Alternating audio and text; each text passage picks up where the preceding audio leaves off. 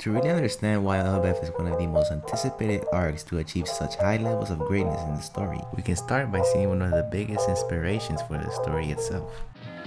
Let's go, Vikings, let's go. Hi-ho, Vic. Hi-ho, hi-ho. Hi-ho, Vic. Vikings, let's go. In case you didn't know, this is one of the series that inspired Oda in the creation of One Piece. He talked about this when he was asked many questions for his inspirations. And a couple of the things he said was how this animated series fostered many of the dynamics he will go on to explore in his own series. And so I watched about 8 episodes of this story and I found a couple of character dynamics you might find familiar. Why not your share? My share? Not a chance. My decision on that subject is irrevocable. That's enough of that squabbling, huh? Let me know in the comments if you notice the similarities. One of the last things Oda said was, "It might not be the best comparison, but I believe that this series' spirit is carried on within my work." And from someone that has only seen 8 episodes, I can definitely see what Oda is saying here. So now that we understand that there's a big interest in Vikings in this story, we can start talking about the giant events Elbaf will be bringing into the story and become one of the greatest arcs in One Piece history.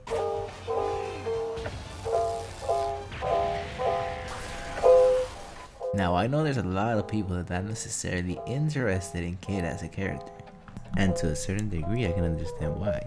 But if you happen to be one of those people, I have very good news for you, because I believe that Oda's plans for Kid will finally be revealed in this arc, and that will all start by letting us see how Kid fully behaves in an island where he is temporarily capable of doing whatever he wants.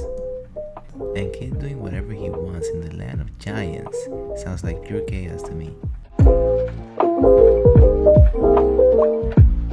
From the past confrontation of the Kid Pirates with the Red Hair Pirates, to the Viking theme of Shanks' crew, and to a point that I haven't heard to be mentioned yet, is that 2 of the 3 available islands that Kid, Law, and Luffy were selecting have already had a Yonko involvement.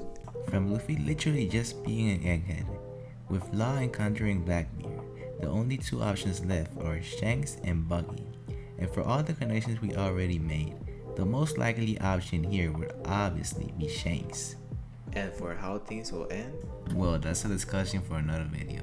But what I will say is, Kid's final role in the entire story is going to be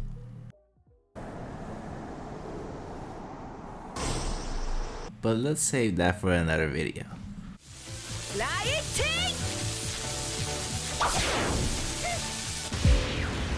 This might be surprising, but when you go back to Little Garden and realize that Nami was one of the characters that had the most focus alongside Usopp and Vivi, by the way, is when things start to connect. And let me tell you that there are some big events possibly awaiting for Nami.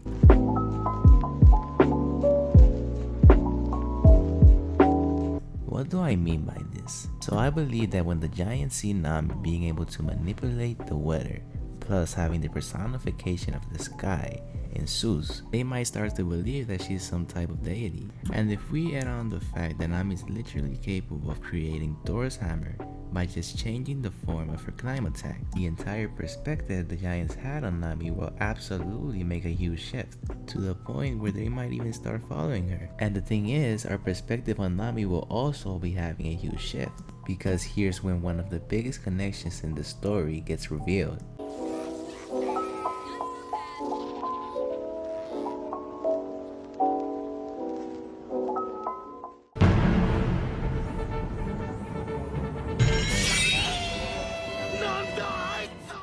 When you're talking about what characters are going to be important in the land of giants, there's no way Usopp cannot be mentioned here. Because when you have one of the main characters' dream tied to the specific location from the beginning stages of the story, there is no doubt that great things will happen. So let me mention a couple of those moments I believe will be happening for Usopp.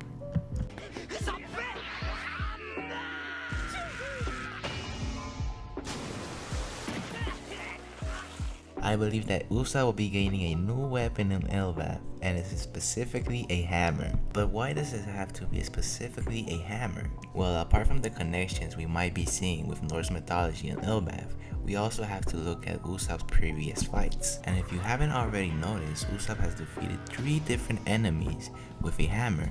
The first one being Chu, the second one being Mr. 4, and the third one being Perona. So my reasoning comes from the fact that Usopp lied to 2 of these opponents about his physical capabilities to be able to lift up this hammer.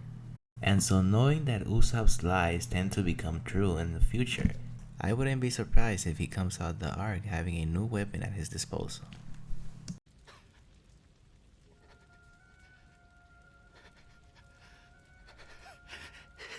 I believe that Usopp will be the first Straw Hat to accomplish his dream.